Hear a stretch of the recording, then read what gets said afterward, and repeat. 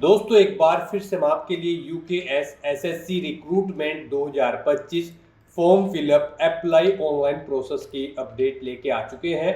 कैसे आप UKSSC group C recruitment 2025 का फॉर्म अप्लाई कर सकते हो 419 वैकेंसीज के लिए। कंप्लीट जानकारी स्टेप बाय स्टेप आपको इस वीडियो में दी जाएगी। फॉर्म फिल करते समय आपको कोई भी ऐसी गलती या फिर मिस्टेक नहीं करनी होगी जिसको करने से आपके एप्लीकेशन फॉर्म रिजेक्ट हो सकते हैं। और फॉर्म अप्लाई करते समय आपको कुछ महत्वपूर्ण इंस्ट्रक्शंस का भी ध्यान रखना होगा, तभी आपके एप्लीकेशन फॉर्म सक्सेसफुली सबमिट किए जाएंगे।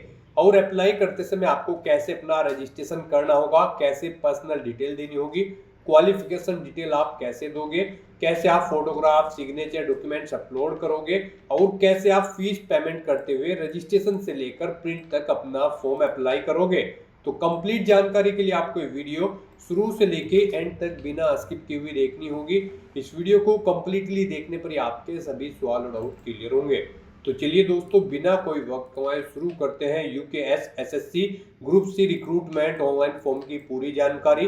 फॉर्म भरने से पहले आपको हमारी वेबसाइट IND सरकारी नौकरी के इस पेज पर विजिट करना होगा, जिसका लिंक आपको नीचे description plus first comment box में मिल जाएगा। और हमारे इस पेज पर विजिट करके आप यहां से ग्रुप सी का फॉर्म अप्लाई कर सकते हो। Uttarakhand subordinate service selection commission अधीनस्थ सेवा चयन आयोग की ओर से नोटिफिकेशन रिलीज किया गया था। यहाँ पर पोस्ट है village development officer video, revenue sub inspector patwari, revenue sub inspector lekhpal, village panchayat development officer VPDO, assistant superintendent, assistant review officer ARO, personal assistant स्वागतों और असिस्टेंट स्वागतों की 419 वैकेंसी यहाँ पर निकली हुई है। यहाँ पर आवेदन करने की अंतिम तिथि 15 मई 2025 है। 15 मई तक आप अपना फॉर्म अप्लाई कर सकते हो। 19,900 से 1,12,400 सैलरी है।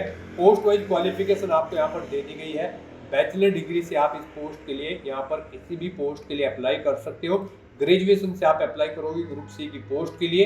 यहाँ पर एज वाइज आपको दे दी गई है अलग अलग पोस्ट के लिए। यहाँ पर 21 से 42 वर्ष, 21 से 35, 21 से 28 यहाँ पर आपकी अलग अलग पोस्ट के लिए आयु सीमा रहेगी। 300 रुपये जनरल OBC के लिए फीस है। SC ST के लिए 150 है, जो कि आप ऑनलाइन मोड से पेमेंट कर सकते हो। Physical return typing document verification medical के आधार पर सिलेक्शन होगा। ऑनलाइन अप्लाई कर सकते हो। उत्तराखंड जॉब लोकेशन है, ऑल इंडिया से ऑनलाइन कर सकते हो। ssc.uk.gov.in इसकी ऑफिशियल वेबसाइट है, जिससे आप ऑनलाइन अप्लाई कर सकते हो। इंपोर्टेंट लिंक सेक्शन के अंतर्गत ऑफिशियल नोटिफिकेशन PDF लिंक पर क्लिक करके आप इसकी ऑफिशियल PDF डाउनलोड कर सकते हो। इसमें आपको डेट दे दी गई है, उसके बाद में सैलरी की जानकारी, पोस्ट वाइज वैकेंसीज आपको पोस्ट वाइज दी गई है, category wise, post wise complete eligibility criteria दिया गया है, एग्जाम पैटर्न, सिलेबस, फिजिकल की भी इंफॉर्मेशन आपको दी गई है। साथ ही साथ हाउ टू अप्लाई का भी कंप्लीट प्रोसीजर आपको इसमें दिखाया गया है। तो अप्लाई ऑनलाइन करने से पहले आपके नोटिफिकेशन की PDF हिंदी में पूरा पढ़ना अनिवार्य है। इसको पूरा पढ़ने से आपके सभी सवाल और डाउट क्लियर होंगे। PDF रीड आउट करने के बाद में आपको अप्लाई ऑनलाइन लिंक पर क्लिक करना होगा, तो आपके सामने इसका ऑनलाइन आवेदन करने का ये ऑफिशियल पोर्टल ओपन हो जाएगा। गाइड यहाँ पर आपको अप्लाई करते हुए 5 स्टेप कंप्लीट करने हैं। सबसे पहले यहाँ पर आपको अपना रजिस्ट्रेशन करना है, उसके बाद आपको अपनी एजुकेशनल क्वालिफिकेशन की डिटेल देनी है, फिर यहाँ पर आपको अपना फोटो सिग्नेचर अपलोड करने हैं, फीस पेमेंट करना है और फाइनली आपको अपने एप्लीकेशन फॉर्म का एक हार्ड कॉपी प्रिंट आउट लेकर अपनी इस भर्ती के लिए अपना फॉर्म कंप्लीट कर लेना है। तो यहाँ पर आने के बाद आपको सबसे पहले कुछ जनरल इंस्ट्रक्शन दी गई हैं, ये इंस्ट्रक्शंस आपको केयरफुली रीड आउट कर लेने हैं। उसके बाद यहाँ पर गाइड आपको अप्लाई नाउ के इस ऑप्शन पर क्लिक करना है। नेक्स्ट यहाँ पर आपको अपनी पर्सनल इन्फॉर्मेशन, कुछ बेसिक इन्फॉर्मेशन प्रोवाइड कराते हुए अपना रजिस्ट्रेशन करना है। सबसे पहले यहाँ पर आपको अपना नाम एंटर करना है, उसके बाद यहाँ पर आपको अपना मिडिल नेम एंटर करना है, फिर आपको अपना लास्ट नेम एंटर करना है। और अगर मिडिल नेम लास्ट नेम नहीं है तो आप इन कॉलम्स को खाली छोड़ दें, आप अपना पहला नाम यहाँ पर एंटर कर दें। उसके बाद यहाँ पर आपको अपने पिता या फिर पति का नाम देना है, अपनी मदर का नाम एंटर करना है, डेट ऑफ बर्थ आपको सिलेक्ट कर लेनी है, फिर यहाँ पर आपको अपना जेंडर सिलेक्ट करना है, अपना मैरिटल स्टेटस बताना है, आप मैरिड हो या फिर अनमैरिड। उसके बाद यहाँ पर आपको अपनी नेशनैलिटी सिलेक्ट कर लेनी है, फिर यहाँ पर आपको अपने डोमिसाइल की डिटेल देनी है। यहाँ पर आपसे पूछा गया कि क्या आप उत्तराखंड के स्थायी निवासी है, यानी कि आपके पास उत्तराखंड का डोमिसाइल है, अगर है तो आप यस करें। और नहीं है तो यहाँ पर आप नो ऑप्शन सेलेक्ट कर लें। फिर यहाँ पर आपकी रिक्वायर्ड एलिजिबिलिटी के बारे में आपसे पूछा गया है। आपसे पूछा गया है कि क्या आपका नाम उत्तराखंड राज्य में स्थित किसी भी जिला सेवा योजन कार्यालय में पंजीकृत है, अगर है तो आप यस करें और फिर उसकी डिटेल दें, जैसे कि उसका रजिस्ट्रेशन नंबर एंटर करें, ऑफिस डिस्ट्रिक्ट यहाँ पर सेलेक्ट करें, रजिस्ट्रेशन की तिथि यहाँ पर आप सेलेक्ट करें और फिर रजिस्ट्रेशन कब तक वैलिड है वो डेट आप सेलेक्ट कर लें। और अगर नहीं है रजिस्ट्रेशन आपका तो यहाँ पर आपको नो ऑप्शन सेलेक्ट करना है। उसके बाद आपसे पूछा गया कि क्या आप किसी सरकारी नौकरी में कार्यरत हैं, अगर हैं तो आप यस करें और फिर यहाँ पर संगठन का प्रकार सेलेक्ट करें, वो सेंट्रल गवर्नमेंट की जॉब है, उत्तराखंड स्टेट गवर्नमेंट जॉब है या फिर अदर स्टेट गवर्नमेंट जॉब है। और फिर यहाँ पर एनओसी आवेदन करने की तिथि आप सेलेक्ट करें और अगर आप सरकारी नौकरी में कार्यरत नहीं है तो यहाँ पर आपको नो ऑप्शन सेलेक्ट करना है। उसके बाद आपसे पूछा गया कि क्या आपने अपनी हाई स्कूल एवं 12वीं अथवा इसके समकक्ष स्तर की शिक्षा उत्तराखंड राज्य में स्थित मान्यता प्राप्त संस्थानों में से उत्तीर्ण की है, अगर की है तो यस करें, नहीं की है तो नो ऑप्शन सेलेक्ट करें। उसके बाद यहाँ पर आपसे पूछा गया है कि क्या आप या आपके पति या पत्नी या आपके माता पिता उत्तराखंड राज्य में सैनिक अर्धसैनिक बलों में नियमित कर्मचारी हैं जिनकी सेवाएं उत्तराखंड राज्य के बाहर स्थानांतरित नहीं की जा सकती, अगर हैं तो यस करें, नहीं तो नो ऑप्शन सेलेक्ट करें। फिर आपसे पूछा गया कि क्या आप या आपके पति या फिर पत्नी या आपके माता पिता राजकीय या फिर अर्धशासकीय संगठन के नियमित कर्मचारी हैं जो उत्तराखंड राज्य में नियमित रूप से सेवा कर रहे हैं और जिनकी सेवाओं को उत्तराखंड राज्य से बाहर स्थानांतरित नहीं किया जा सकता है, अगर हैं तो यस करें, नहीं तो नो ऑप्शन सेलेक्ट करें। उसके बाद यहाँ पर आपसे पूछा गया कि क्या आप या आपके पति या पत्नी या आपके माता पिता केंद्र सरकार या फिर सार्वजनिक उपक्रम में नियमित कर्मचारी हैं जो उत्तराखंड राज्य में नियमित रूप से काम कर रहे हैं और उनकी सेवाओं को उत्तराखंड के बाहर स्थानांतरित नहीं किया जा सकता है, अगर है तो यस करें, नहीं तो नो ऑप्शन सेलेक्ट करें। उसके बाद यहाँ पर आपको अपनी कैटेगरी सेलेक्ट करनी है, आप जिस भी कैटेगरी से बिलोंग करते हैं। यहाँ पर अगर आप रिजर्व कैटेगरी से बिलोंग करते हैं तो फिर यहाँ पर आपको आपका कैटेगरी सर्टिफिकेट किस अधिकारी ने यहाँ पर आपको इशू कराया है उस डेजिग्नेशन का आप यहाँ पर नाम सेलेक्ट करें, जैसे कि डिस्ट्रिक्ट कलेक्टर या फिर सिटी मजिस्ट्रेट या फिर तहसीलदार, आप अपने अकॉर्डिंग ऑप्शन सेलेक्ट करें। प्रमाण पत्र जारी करने की तिथि आप सेलेक्ट करें, अपना सर्टिफिकेट नंबर दें यानी कि कास्ट सर्टिफिकेट, और उसके बाद प्रमाण पत्र आपको किस जिले से जारी किया गया है यहाँ पर आप वो डिस्ट्रिक्ट सेलेक्ट कर लें। उसके बाद यहाँ पर आपको अपनी सब कैटेगरी की डिटेल देनी है। आपसे पूछा गया कि क्या आप दिव्यांग हैं, अगर हैं तो यस करें और फिर अपनी डिसेबिलिटी का टाइप सेलेक्ट करें और फिर अपना दिव्यांग प्रमाण पत्र संख्या यहाँ पर आप एंटर करें। दिव्यांग प्रमाण पत्र जारी करने की तिथि सेलेक्ट करें और दिव्यांग नहीं है तो यहाँ पर आपको नो ऑप्शन सेलेक्ट करना है, आगे की डिटेल आपकी डिसेबल्ड कर दी जाएगी। उसके बाद आपसे पूछा गया है कि क्या आप एक भूतपूर्व सैनिक हैं, अगर हैं तो यस करें और फिर उसकी डिटेल दें, जैसे कि प्रमाणन की तिथि यहाँ पर आप सिलेक्ट करें, मुक्ति यानी कि डिस्चार्ज आप कब हुए हैं उस पोस्ट से आप यहाँ पर वो डेट सेलेक्ट करें, और नहीं है भूतपूर्व सैनिक तो आपको नो ऑप्शन सेलेक्ट करना है। उसके बाद आपसे पूछा गया कि क्या आप स्वतंत्रता सेनानी के आश्रित हैं, अगर हैं तो यस करें, नहीं है तो नो ऑप्शन सेलेक्ट करें। उसके बाद आपसे पूछा गया कि क्या आप उत्तराखंड राज्य आंदोलन के चिन्हित आंदोलनकारी या उनके आश्रित हैं, अगर हैं तो यस करें, नहीं तो नो ऑप्शन सेलेक्ट करें। उसके बाद आपसे पूछा गया कि क्या आप उत्तराखंड के कुशल खिलाड़ी हैं, अगर हैं तो यस करें और फिर यहाँ पर आप अपनी प्रतियोगिता का नाम सेलेक्ट करें और फिर प्रतियोगिता का स्तर यहाँ पर आप सेलेक्ट करें, नहीं है तो नो ऑप्शन सेलेक्ट करें। उसके बाद आपसे पूछा गया कि क्या आप अनाथ हैं, अगर हैं तो यस करें, नहीं तो नो ऑप्शन सेलेक्ट करें। उसके बाद यहाँ पर आपको अपनी कॉन्टैक्ट डिटेल देनी है। यहाँ पर आने के बाद सबसे पहले आपको अपनी ईमेल आईडी एंटर करनी है। उसके बाद यहाँ पर आपको वही ईमेल आईडी एक बार फिर से एंटर करके उसे कंफर्म कर लेना है। आपकी email ID active and valid होनी चाहिए। फिर यहाँ पर आपको अपना मोबाइल नंबर देना है। उसके बाद आपके पास कोई अल्टरनेट मोबाइल नंबर है तो वो यहाँ पर आप एंटर कर सकते हैं, नहीं है तो इस कॉलम को खाली छोड़ दें। फिर यहाँ पर आपको अपना प्रेजेंट एड्रेस एंटर करना है। उसके बाद आपको अपना परमानेंट एड्रेस एंटर करना है, और अगर आपका परमानेंट एड्रेस आपके प्रेजेंट एड्रेस के अकॉर्डिंग सेम होगा तो आप इस चेकबॉक्स को ओके कर दें। ऑटोमेटिकली जो एड्रेस आप प्रेजेंट एड्रेस में फिल करेंगे वही एड्रेस आपका यहाँ पर परमानेंट एड्रेस में फिल हो जाएगा। उसके बाद यहाँ पर आपको फॉर्म भरने का स्थान देना है, कहाँ से आप अपना फॉर्म भर रहे हैं। फिर यहाँ पर आपको अपनी लॉगिन की डिटेल यानी कि आपको अपना पासवर्ड क्रिएट करना है। गाइड यहाँ पर आपको पासवर्ड के लिए गाइडलाइन दी गई है। आपका पासवर्ड यहाँ पर 8 से 15 कैरेक्टर के बीच में होना चाहिए, और यहाँ पर आपके पासवर्ड में ये साइंस नहीं होने चाहिए, ये आप चेकआउट कर लें। इस तरह का कोई नंबर या फिर साइंस आपके पासवर्ड में नहीं होना चाहिए, और आपका पासवर्ड यहाँ पर अल्फा न्यूमेरिक फॉर्मेट में होना चाहिए। मीन्स आपके पासवर्ड में कम से कम एक अपर केस कैरेक्टर, एक लोअर केस कैरेक्टर, एक इंटीजर नंबर और एक स्पेशल कैरेक्टर जैसे कि @ या फिर डॉलर होना चाहिए। तो इस फॉर्मेट में यहाँ पर आपको अपना पासवर्ड रेडी करना है, वही पासवर्ड आपको कंफर्म पासवर्ड फील्ड में एंटर करना है। फिर यहाँ पर आपको ये जो सिक्योरिटी कोड शो हो रहा है वो सिक्योरिटी कोड आपको इस बॉक्स में एंटर करना है और उसके बाद गाइस यहाँ पर आपको कंटिन्यू के इस ऑप्शन पर क्लिक कर देना है। उसके बाद आपने जो डिटेल्स प्रोवाइड कराई है उसका पूरा प्रीव्यू यहाँ पर आपको शो कर दिया गया है। यहाँ पर अगर आपकी डिटेल में कोई मिस्टेक है तो यहाँ पर आप इस चेकबॉक्स को ओके करें, no I want to change some detail, और फिर आप यहाँ पर एडिट डाटा के इस ऑप्शन पर क्लिक करके अपनी डिटेल्स एडिट करके उसे करेक्ट कर सकते हैं। और गाइस अगर सभी डिटेल्स ओके हैं तो फिर यहाँ पर आप I have verified all the details के इस चेकबॉक्स को ओके करें और फिर यहाँ पर आप सबमिट के इस ऑप्शन पर क्लिक कर दें। यहाँ पर आपका रजिस्ट्रेशन सक्सेसफुली कंप्लीट हो चुका है। अब आपको यहाँ पर क्लिक हियर टू लॉगिन के इस ऑप्शन पर क्लिक करना है। उसके बाद आपके सामने यहाँ पर कुछ इस तरह से इंटरफेस ओपन होगा। अब यहाँ पर आपको लॉगिन करना है। गाइस यहाँ पर आकर आप अपनी ईमेल आईडी एंटर करें या फिर आप अपना मोबाइल नंबर एंटर करें और फिर यहाँ पर आप अपना पासवर्ड एंटर करें जो पासवर्ड आपने रजिस्ट्रेशन टाइम पर क्रिएट किया था। फिर ये कैप्चा कोड आप यहाँ पर एंटर करें और उसके बाद यहाँ पर आप लॉगिन के इस ऑप्शन पर क्लिक करके अपने डैशबोर्ड में लॉगिन कर लें। लॉगिन करने के बाद आपका डैशबोर्ड यहाँ पर कुछ इस तरह से शो होगा। यहाँ पर आपका रजिस्ट्रेशन सक्सेसफुली कंप्लीट हो चुका है। अब आपको आगे के स्टेप कंप्लीट करने हैं तो उसके लिए यहाँ पर अब आपको प्रोसीड टू नेक्स्ट स्टेप के इस ऑप्शन पर क्लिक करना है। यहाँ पर अब आपको अपनी एजुकेशनल क्वालिफिकेशन की डिटेल देनी है, अपना फोटो सिग्नेचर अपलोड करने हैं, फीस पेमेंट करते हुए अपना फॉर्म यहाँ पर कंप्लीट कर लेना है। तो यहाँ पर अब आपको प्रोसीड टू नेक्स्ट स्टेप के इस ऑप्शन पर क्लिक करना है। नेक्स्ट यहाँ पर आपको पोस्ट सेलेक्ट करनी है। आप जिस भी पोस्ट के लिए यहाँ पर अप्लाई करना चाहते हैं, यहाँ पर आप जो भी पोस्ट सेलेक्ट करेंगे उसी के अकॉर्डिंग फिर आपको अपनी एजुकेशनल क्वालिफिकेशन की डिटेल देनी होगी। तो यहाँ पर आप अपनी चॉइस के अकॉर्डिंग कोई भी पोस्ट सेलेक्ट करें जिसके लिए आप अप्लाई करना चाहते हैं और फिर उसकी क्वालिफिकेशन की डिटेल यहाँ पर आपको देनी होगी।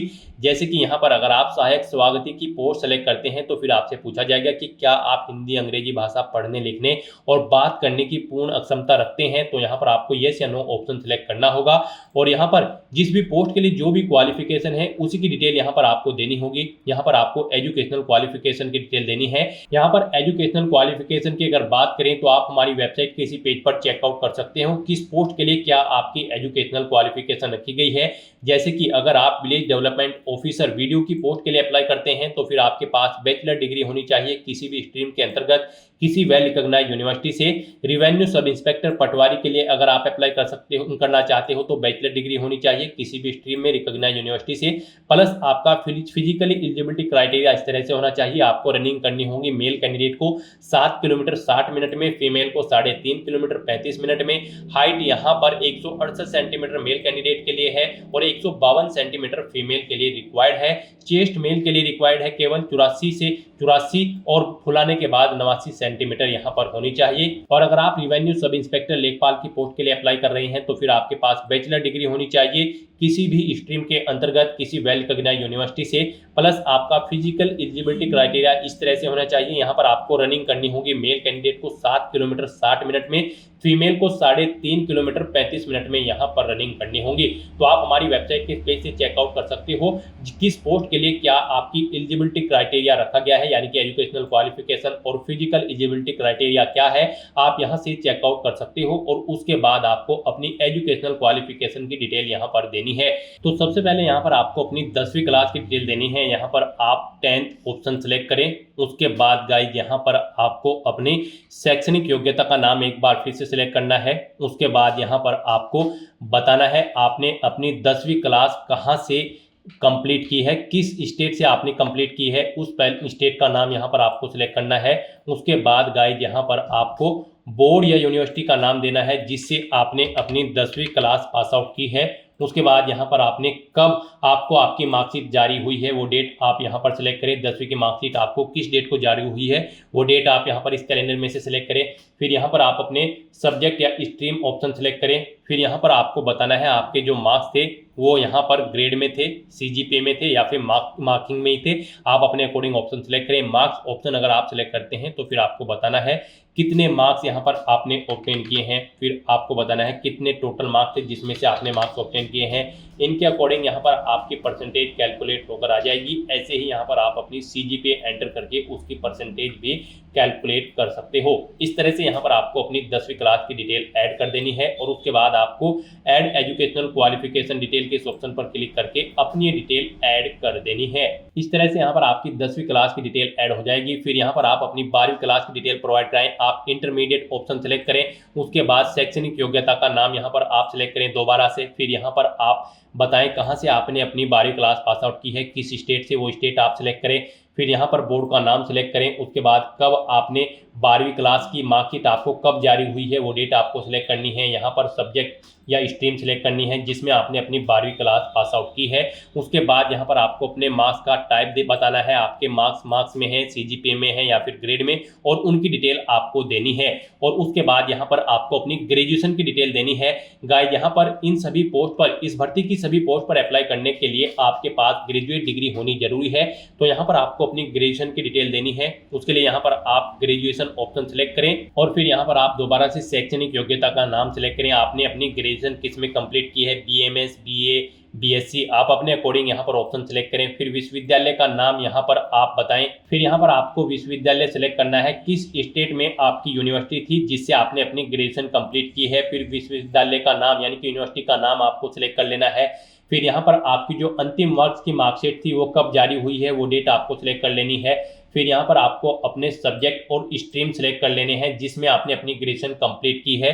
फिर यहाँ पर आपको मार्क्स का टाइप बताना है, आपके मार्क्स में थे, CGPA में या फिर ग्रेड में, आप अपने अकॉर्डिंग ऑप्शन सिलेक्ट करें और फिर उनकी डिटेल यहाँ पर आप दें। जैसे कि अगर आपके मार्क्स में थे तो यहाँ पर आपने कितने मार्क्स ऑब्टेन किए हैं वो दें, टोटल कितने मार्क्स थे जिसमें से आपने मार्क्स ऑब्टेन किए हैं वो यहाँ पर आप दें। इनके अकॉर्डिंग आपकी परसेंटेज यहाँ पर कैलकुलेट होकर आ जाएगी। इस तरह से यहाँ पर आपको अपनी ग्रेजुएशन की डिटेल प्रोवाइड करा देनी है और उसके बाद आपको गाइस यहाँ पर ऐड एजुकेशनल क्वालिफिकेशन डिटेल के ऑप्शन पर क्लिक करके अपनी ग्रेजुएशन की डिटेल भी यहाँ पर आपको ऐड कर देनी है। इस तरह से यहाँ पर आपको अपनी हायर क्वालिफिकेशन तक की सभी डिटेल्स प्रोवाइड कर देनी है, यानी कि अगर आपके पास कोई डिप्लोमा या फिर पोस्ट ग्रेजुएशन है तो उसकी डिटेल भी आप प्रोवाइड करा सकते हैं यहाँ पर आप ऑप्शन सेलेक्ट करके। तो इस तरह से यहाँ पर आपको अपनी हायर क्वालिफिकेशन तक की सभी क्वालिफिकेशन ऐड कर देनी है और उसके बाद आपको इस पेज को नीचे स्क्रॉल डाउन करना है। फिर यहाँ पर आपको अपनी पोस्ट के अकॉर्डिंग प्रीफरेंशियल एलिजिबिलिटी की डिटेल प्रोवाइड करानी है। यहाँ पर आपने ऊपर जो भी पोस्ट सेलेक्ट की होगी उनके अकॉर्डिंग आपको अधिमानी अर्हता की डिटेल देनी है, यानी कि यहाँ पर आपसे पूछा गया है आपके जो आपने ऊपर पोस्ट सेलेक्ट की है क्या आपने 2 साल या उससे अधिक के लिए प्रादेशिक सेना में सेवा की है, अगर की है तो यस करें और फिर उसकी डिटेल दें, जैसे कि प्रमाणन की तारीख, मुक्ति की तारीख, नहीं की है तो आप नो ऑप्शन सेलेक्ट करें। फिर यहाँ पर आपसे पूछा गया कि क्या आपने NCC का B प्रमाण पत्र प्राप्त किया है या फिर C प्रमाण पत्र प्राप्त किया है, अगर किया है तो यस करें और फिर उसकी डिटेल दें, नहीं किया है तो आप नो ऑप्शन सेलेक्ट करें। उसके बाद आपसे पूछा गया है कि क्या आपने NSS का C सर्टिफिकेट प्राप्त किया है, अगर किया है तो उसकी डिटेल दें, जैसे कि प्रमाण पत्र प्राप्त करने की तिथि, प्रमाण पत्र संख्या, नहीं किया है तो आप नो ऑप्शन सेलेक्ट कर लें। उसके बाद यहाँ पर आपकी जो फिजिकल एलिजिबिलिटी क्राइटेरिया है रिक्वायर्ड पोस्ट के लिए, जिस भी पोस्ट के लिए जो आपका फिजिकल एलिजिबिलिटी क्राइटेरिया है उसकी डिटेल यहाँ पर आपको देनी होगी। फिर यहाँ पर आपको पोस्ट के अकॉर्डिंग, यानी कि कुछ पोस्ट के लिए यहाँ पर आपका कुछ फिजिकली एलिजिबिलिटी क्राइटेरिया भी रिक्वायर्ड किया गया है, जैसे कि पटवारी और लेखपाल और कुछ अन्य पोस्ट हैं, तो उसके लिए यहाँ पर आपको अपना फिजिकल एलिजिबिलिटी क्राइटेरिया की डिटेल भी देनी होगी जिस पोस्ट के लिए आप अप्लाई कर रहे हैं। अगर उसके लिए फिजिकल एलिजिबिलिटी क्राइटेरिया रिक्वायर्ड है तो आपको उसकी डिटेल भी देनी होगी। यहाँ पर आपसे पूछा गया कि क्या आपके पास पर्वतीय क्षेत्र के निवासी होने का प्रमाण पत्र है, अगर है तो यस करें, नहीं है तो यहाँ पर आप नो ऑप्शन सेलेक्ट करें। और फिर यहाँ पर आपको अपनी हाइट देनी है, अपनी चेस्ट देनी है, अपनी चेस्ट फुलाने के बाद कितनी हो जाती है वो आपको यहाँ पर मेंशन करनी है और अपना वेट यहाँ पर आपको किलोग्राम में मेंशन कर देना है। उसके बाद यहाँ पर आपको अपने एग्जाम सेंटर सेलेक्ट करना है।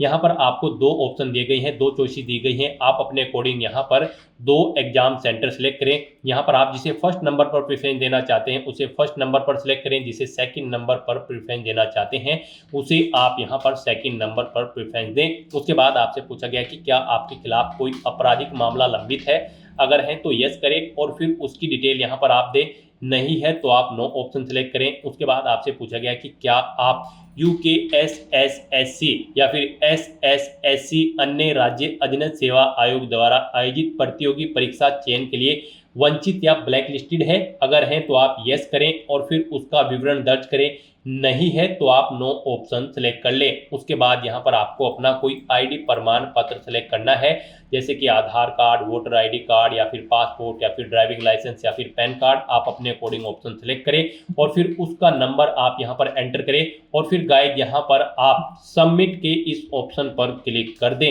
नेक्स्ट यहाँ पर आपको अपना फोटो सिग्नेचर अपलोड करने होंगे। उससे पहले यहाँ पर आपको इन्फॉर्मेशन दे दी गई है, आपका फोटो यहाँ पर नवीनतम रंगीन होना चाहिए, पासपोर्ट आकार की यहाँ पर आपकी फोटो होना चाहिए और यहाँ पर उसका साइज 20 से 50 केबी के बीच में होना चाहिए और जो आपके सिग्नेचर होंगे वो 10 से 50 केबी के बीच में होने चाहिए। ये डॉक्यूमेंट आपके जेपीजी या फिर जेपीईजी फॉर्मेट में होने चाहिए। तो यहाँ पर आपको स्टार्टिंग में ही इंस्ट्रक्शन दे दी गई हैं, तो आपको इस चेकबॉक्स को ओके करना है और उसके बाद आपको कंटिन्यू के इस ऑप्शन पर क्लिक कर देना है।